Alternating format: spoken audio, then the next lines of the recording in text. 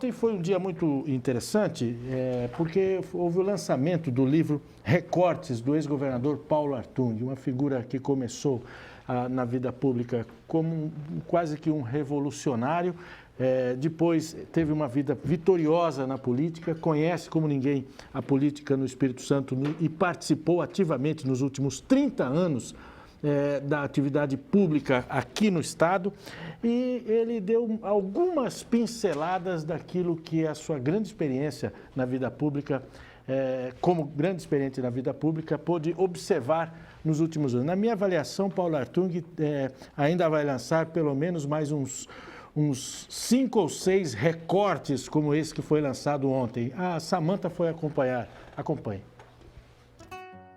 O dia 28 de março foi uma data marcante para o nosso estado. Isso porque, neste dia, no Yacht Clube de Vitória, aconteceu o lançamento do livro Recortes, do ex-governador Paulo Artung. O livro trata de uma análise e estudos realizados pelo ex-governador como economista e palestrante ao longo de 2011. Na obra, Paulo Artung aborda temas como política, economia, educação, liderança e juventude, entre outros temas importantes da atualidade. Eu acho que criou aí, sabe, um conjunto de temas que eu acho que são relevantes. Educação, né?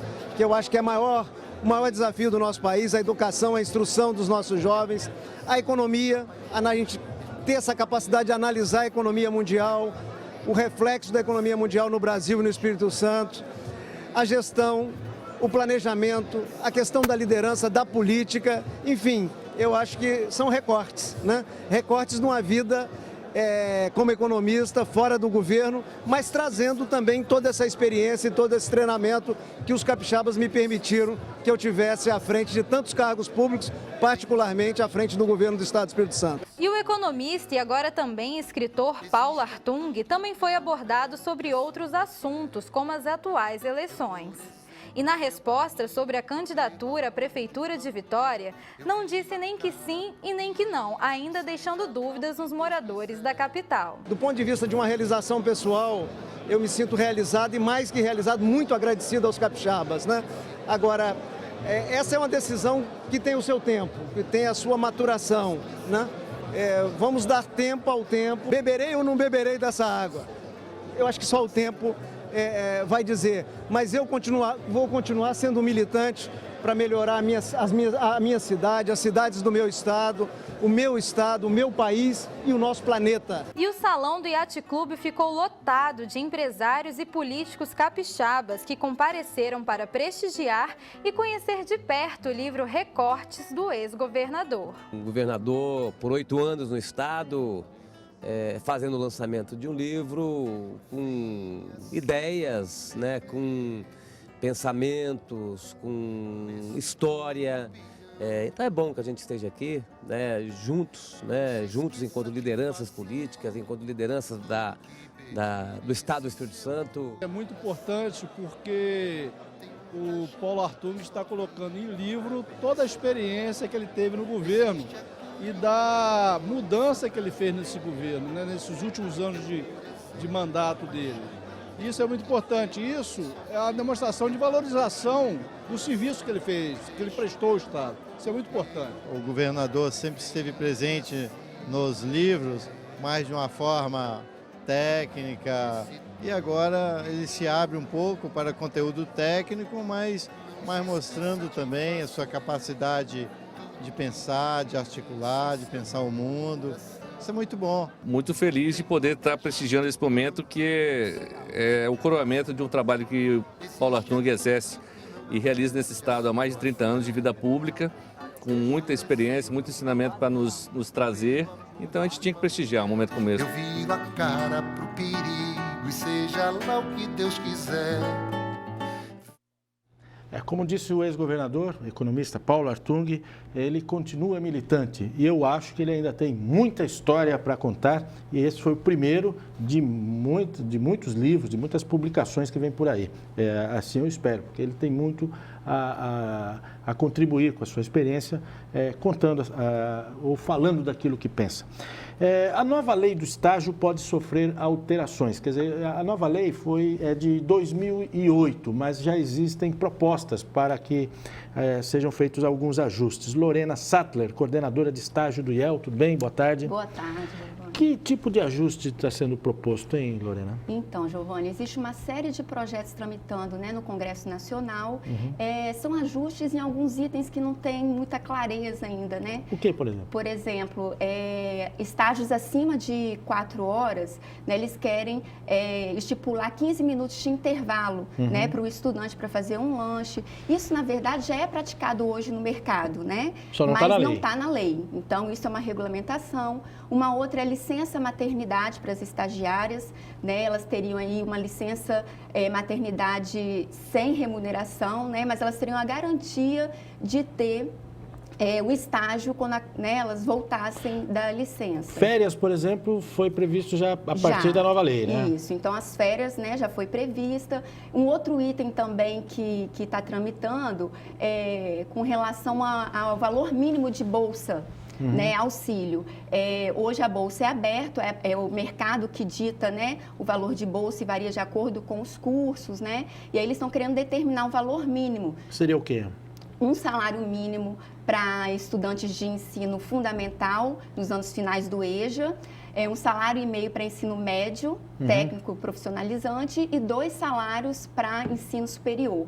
Então, hoje, né, isso é aberto, é o mercado que dita, mas eles estão pensando nessa possibilidade de estipular o valor mínimo de bolsa. Agora, existe uma preocupação do Ministério do Trabalho quanto à chamada precarização, ou seja, o estagiário fazer praticamente tudo dentro de uma empresa, ocupar o espaço de profissionais.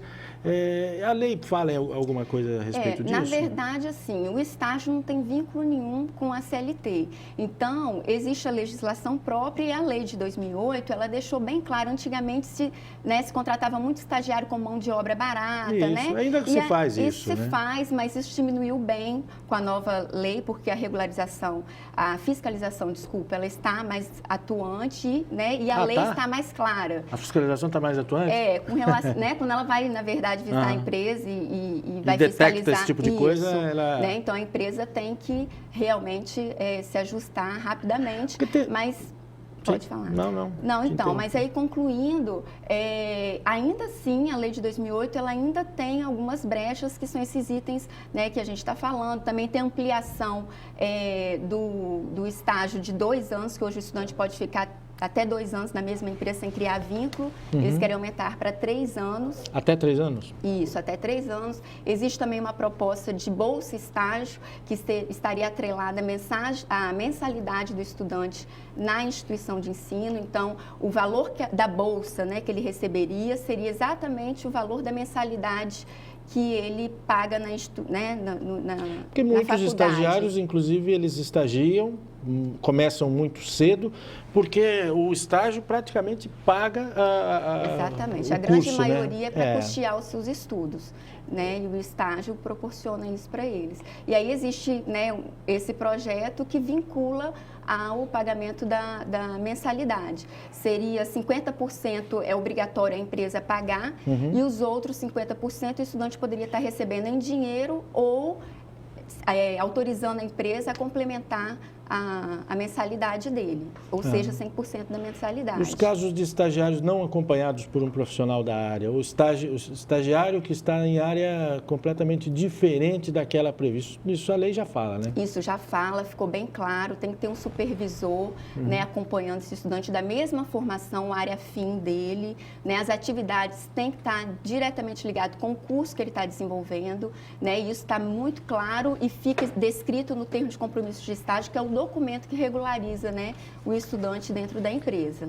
Ok, Lorena, muito obrigado pelos esclarecimentos, tá? Obrigada. Os ajustes vêm aí.